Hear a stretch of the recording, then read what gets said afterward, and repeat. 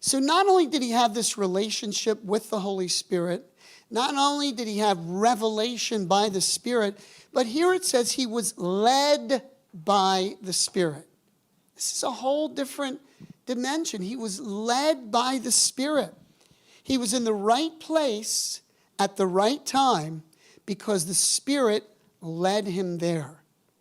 For as many as are led by the Spirit of God, these are the sons of God. Now, I once shared this story. I want to read it again several years ago, but I want to read it again because it really illustrates this idea of being led by the Spirit and being in the right place at the right time. If we're in fellowship with God, God has a way of leading us to be in the right place at the right time. Now, this is written by a believer. His name is James Dearmore. It's a true story. I was walking down a dimly lit street late one evening when I heard muffled screams coming from behind a clump of bushes. Alarmed, I slowed down to listen and panicked when I realized that what I was hearing were the unmistakable sounds of a struggle. Heavy grunting, frantic scuffling, and tearing of fabric. Only yards from where I stood, a woman was being attacked. Should I get involved? I was frightened for my own safety and cursed myself for having suddenly decided to take a new route home that night. What if I become another statistic? Shouldn't I just run to the nearest phone and call the police?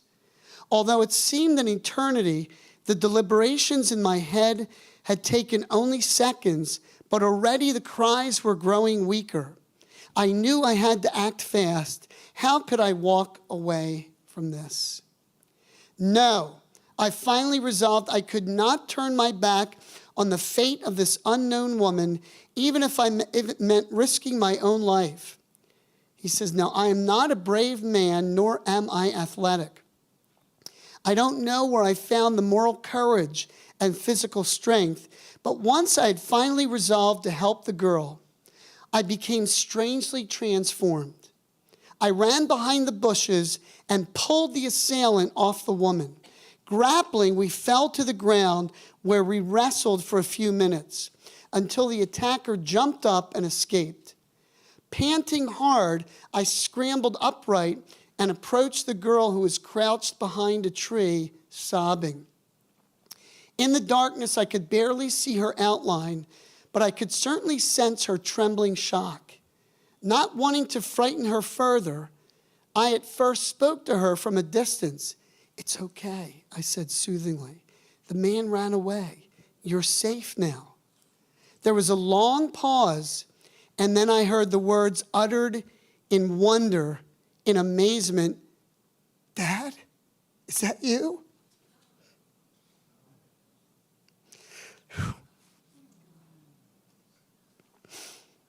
And then from behind the tree stepped my youngest daughter, Catherine.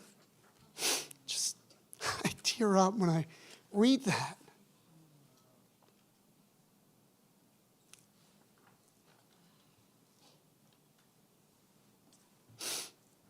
Wow. Led by the Spirit.